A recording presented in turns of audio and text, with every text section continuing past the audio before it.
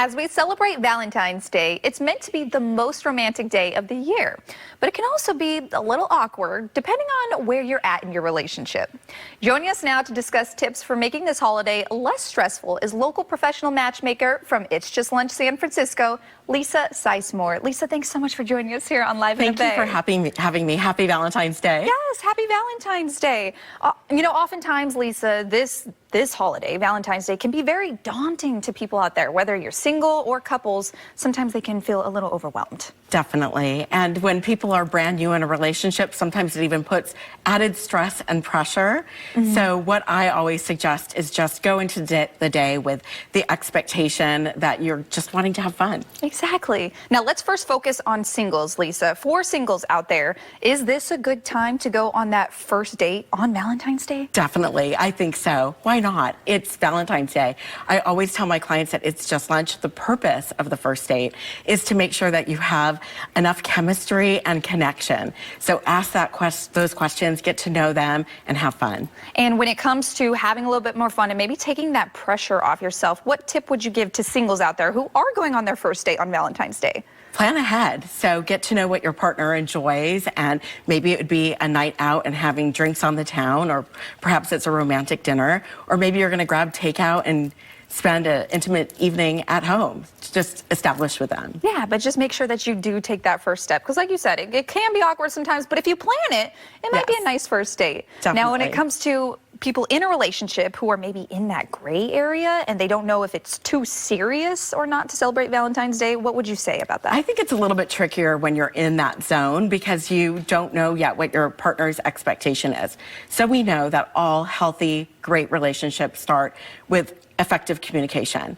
So when you're with somebody, talked about the day first, about what the expectation is, set up the date, have fun, enjoy yourself, and just know that the staying power of your relationship isn't determined on how successful that date is. And it sounds like the power of communication is really what will drive that date, right? And make things a little bit fun and better. Definitely. Everyone wants to have fun. If it feels like you're just shooting questions at somebody when you're on that first date and asking them questions, and it just feels like a ping pong match or a human resources interview, that's no fun. You want to have some fun, be flirty, enjoy yourself. And if it doesn't last, it only takes one person to find your person. So don't worry about it if it ends up not being the love of your life on Valentine's Day. Well, I do have to ask, Lisa, for you, what is maybe one question that we could use out there for that first date, or if you're trying to reconnect? I definitely think find that common ground. So if you have sports and fitness in common, maybe you're talking about things that you enjoy. If they have a pet, maybe you're talking about a dog or something that you have in common. Love that. Now, how about people who have been together for a while? Sometimes things can get dull. It happens to the best of us. But what advice would you give people who are trying to spark that fire again? You've got to spark it up. So definitely speak to your partner's love language. For example, if your partner is into physical touch, perhaps you shower them with hugs and kisses throughout the day, and then surprise them with an evening, a spa at home, maybe that you've set up, or even go to a resort where you both could get pampered. Oh, that's a great idea. Now, when it comes, and you just mentioned it, so let's go a little bit deeper into that. When it comes to gifting, I know so many people really dread this time. Oh, what do I get this person? Is this too much? Is this too little? What ideas or tips would you give people out there? I would suggest that just if it's a first date, obviously like the very minimalistic sort of gift that you could bring. Perhaps it's a rose, or it could be a box of chocolates. But for many people, if they're already in a relationship, they like experiences. They want to spend quality time together. So maybe you plan a trip down the coast and pack a picnic, maybe a basket full of bubbles and sweets and treats. The most important part is that the person feels special and loved. And if you have that, then you're going to have an amazing Valentine's Day. And sometimes that requires to put just a little bit extra thought, or maybe even research if you don't know the person too well, but going over their social media, seeing what they like, what they don't like. Because sometimes when you show that you care and you're putting that thought into it, that's what matters most, right? Exactly. I agree. So yes, review that and just have fun. Like, don't put so much pressure on it.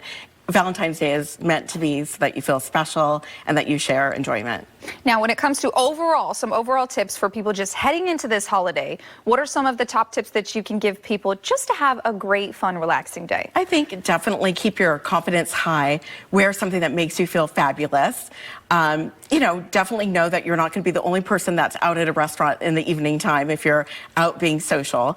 And if you're a gentleman, pull out the chair, do all the things that will make somebody feel special. Chivalry is not dead. It is not dead, gentlemen. Make sure you do it out there. We'll love it. Thank you so much, Lisa, for joining us here today on Live in the Bay. We appreciate it. Thank you so much for having me. Of course. To learn more on how Lisa can help you, just head to itsjustlunchsanfrancisco.com, and we'll have a link on our website at liveinthebay.tv.